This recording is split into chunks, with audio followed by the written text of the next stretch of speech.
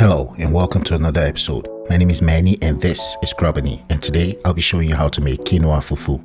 Let's go to Nigeria.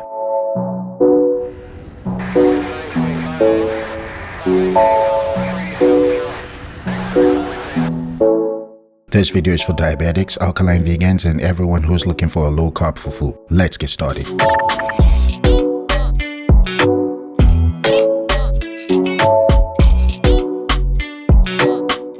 So if you recall my video from last week, I showed you how to make my version of quinoa flour, which in my opinion is way better than most of the store-bought quinoa flours you can find out there.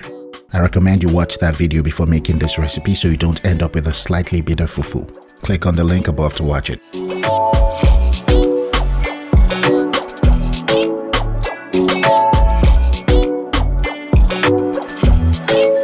Bring 5 cups of water to a rolling boil.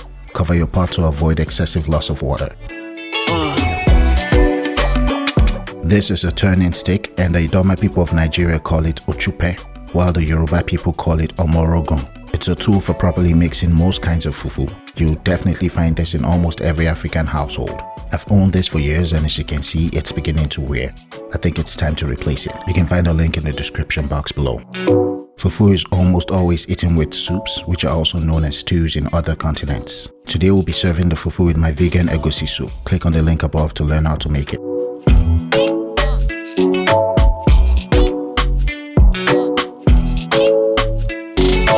Once your water starts to boil, scoop out about 2 cups into a bowl and set it aside. This should leave you with about 3 cups of water. When making quinoa fufu, you can add a pinch of salt if you choose to. I chose not to. Now we need to move fast. Reduce your heat to medium-high, then add 4 cups of quinoa flour to the boiling water.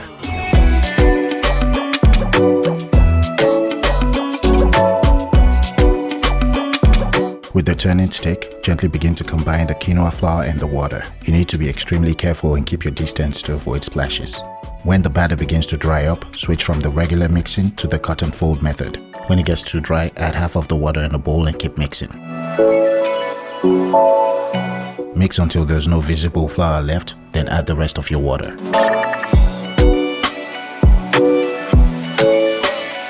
Now you want to dip any type of spatula in some cold water to stop the dough from sticking to it. Then use your spatula to scrape the sides of the pot to stop the dough from burning. Now we're going to bring the heat down to low heat, cover the pot and let it cook for 7 to 10 minutes. After 7 to 10 minutes, you should get something like this.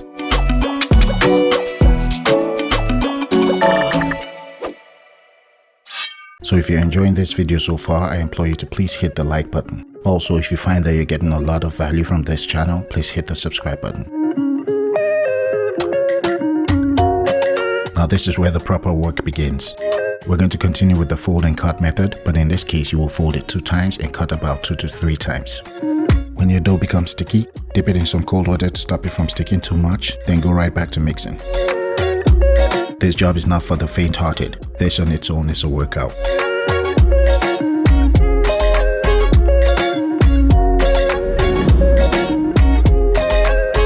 When you're done mixing, scrape your tools, then set them aside.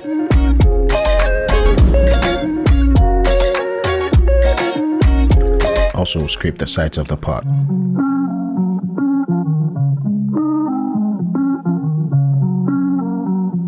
We're good to go.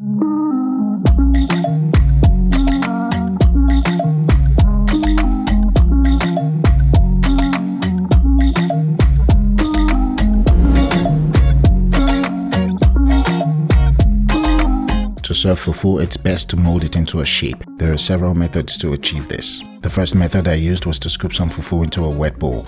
The water in the bowl will stop the fufu from sticking to the bowl. Place the fufu in a bowl, then start moving it around in a circular motion until it starts to take shape. Now this method is for people with rhythm. If you don't have rhythm, don't attempt this because you'll be eating your fufu from the floor. Anyway, once you lift up the bowl, your fufu should have taken on a pretty good shape. The next method is to use your hands, but if you're anything like me, you don't like people touching your food, so it's best to use food-grade gloves, especially with what's going on in the world today. Anyway, You start by serving your fufu in a bowl, then using your hands, press down until the fufu takes on the shape of the bowl. As I mentioned earlier, there are several ways to achieve this, and these are by no means the only methods. This is typically done as a sign of respect and also for presentation purposes. The final method is to use a plastic wrap, but to save time, I won't go into details.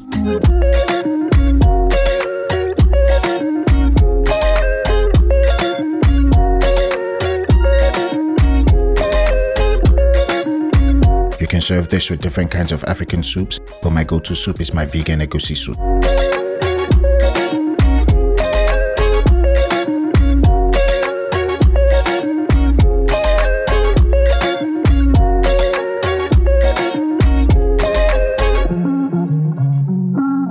Alkaline vegans, look in the description box below for substitute ingredients for your egusi soup.